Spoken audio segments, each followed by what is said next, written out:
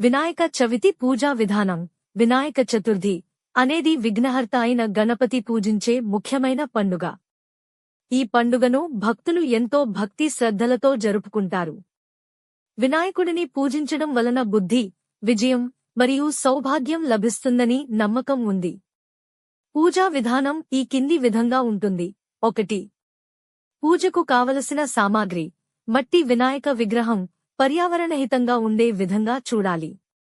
పసుపు, కుంకుమ, పుష్పాలు, ఆకు దళాలు, 21 రకాల పత్రాలు ముఖ్యంగా ఆర్క, చామంతి, మిరియాల ఆకులు వంటివి. పానకము, వడపప్పు. నైవేద్యములు, లడ్డూ, మోదకాలు, పాయసం. అక్షింతలు, కర్పూరం, దీపాలు, ధూపం. నారికేళం, కొబ్బరికాయ, పండు, పాలు, వంట బెల్లం. తాంబూలం, కర్పూరం, గంధం. 2. పూజకు ముందుగా చేయాల్సినవి. ముందు రోజు లేదా పూజా సమయానికి గణేశుని విగ్రహాన్ని తీసుకొచ్చి శుభ్రంగా ఇంటిని అలంకరించాలి.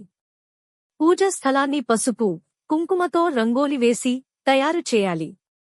గణపతి విగ్రహాన్ని పశువుల పాలు, నీటితో శుద్ధి చేసి గౌరీ పీఠం లేదా శుభ్రమైన పీఠంపై ఉంచాలి. 3. పూజా విధానం. 1. ఆచమనం. శుద్ధి కోసం మీ చేతులను శుభ్రం చేసుకోవాలి. ఆ తరువాత గణపతి పూజ ఆరంభించటానికి సిద్ధం కావాలి. 2. సంకల్పం. ఈ రోజు ఏ కారణం కోసమో ఉదా, కుటుంబ శ్రేయస్సు, ఆరోగ్యం, విజయం పూజ చేయబోతున్నామో దాన్ని మనసులో ఉంచుకుని సంకల్పం చెప్పుకోవాలి. 3. ఆవాహనం. గణపతిని పూజ స్థలంలో ఆహ్వానిస్తూ ఈ మంత్రం చదవాలి. శుక్లాంబరధరం విష్ణుం శశివర్ణం చతుర్భుజం ప్రసన్నవదనం ధ్యాయేత్ సర్వ విఘ్నోపశాంతయే. 4. అభిషేకం. గణపతిని పాలు, నీరు, తేనె, నువ్వుల నూనెతో అభిషేకం చేయాలి. అనంతరం పసుపు, కుంకుమతో గణపతిని అలంకరించాలి. 5. పుష్ప పూజ. పుష్పాలు, పత్రాలను వినాయకుడికి సమర్పిస్తూ ఈ క్రింది మంత్రం చెప్పాలి. ఓం గణపతయే నమః. 6. నైవేద్యం. గణపతికి నైవేద్యం, ప్రసాదం సమర్పించాలి.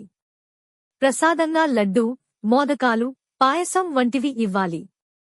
7. ఆరతి. కర్పూరం దానితో గణపతికి ఆరతి ఇవ్వాలి. ఆరతి సమయంలో కుటుంబ సభ్యులు ఒకే శ్రద్ధతో గణపతిని ప్రార్థించాలి. 8. ప్రసాదం.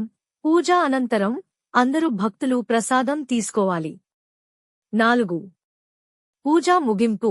గణపతిని పూజా ముగింపులో ప్రార్థిస్తూ క్షమాపణ పూర్వకంగా వినాయకుడు అన్ని విఘ్నాలను తొలగించాలి, అందరికీ సంతోషం, శ్రేయస్సు కలగాలి అని ప్రార్థించాలి.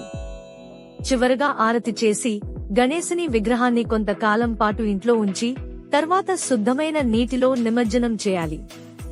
5. ప్రత్యేక సూచనలు. వినాయకుడిని పర్యావరణహితంగా పూజించాలి.